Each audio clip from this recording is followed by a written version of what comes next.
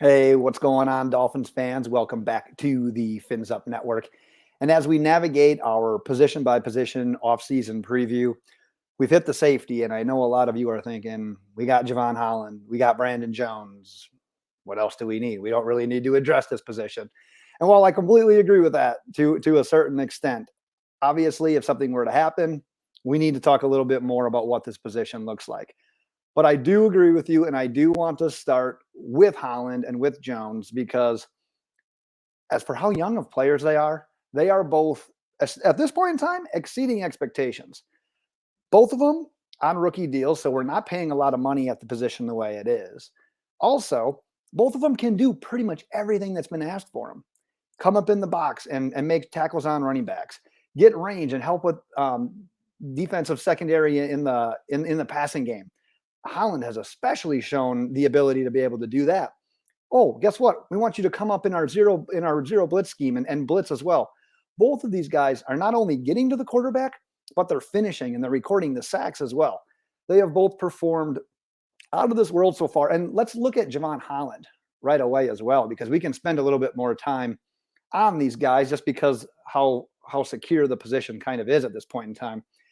But Jevon Holland came into last season, his rookie year, after basically sitting out the year before because he opted out when he was at Oregon that final year. So to be able to come in with just that one off season and perform the way he did his rookie year, we are seeing potentially, which we all hope, a star in the making right now. Obviously, can get in the box, can play against the run, has great range in the passing game as well. Both of these guys have been able to do it all. So I'm very happy with those two as the starters. No significant changes need to be made here. Let's get that out in the open. But what I want to hit on is Eric Rowe, because think about what the Dolphins brought back, and that's Josh Boyer, defensive coordinator. A lot of those principles that we saw the last couple of years in his defense are going to transfer over to the 2022 season. So what does that mean? That means we're going to see some packages where there's three safeties on the field. So you got Eric Rowe. He's 29 years old.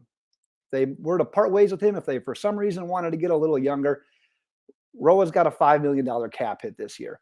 Since he's only at $5 million, and we look at what these free agents are going to pull in, I honestly think the Dolphins just stay true to what they already are at the position and stick with Rowe. Because if you look at these free agent safeties, and honestly, we haven't seen any reports really tying the Dolphins to any safeties in free agency or the draft.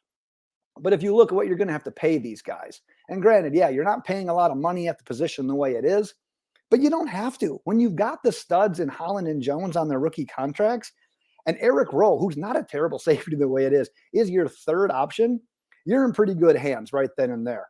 So I don't foresee the Dolphins being players in the free agent market. If you look at there, I've got their ages next to them, and next to their ages is what we're expecting them to get on a per year basis in millions of dollars. And honestly, if you look at those numbers and you compare it to what Eric Rowe is going to make, the money just doesn't add up. So I see the Dolphins going into 2022 with essentially the same safeties that they had last year. And honestly, if you look into the NFL draft, especially the first couple of names on the list, Dolphins have no business. They'll be in no position where they're going to draft any of these guys. If the Dolphins make a move for a safety in the draft, the one name I've seen in a mock draft so far was Kirby Joseph out of Illinois.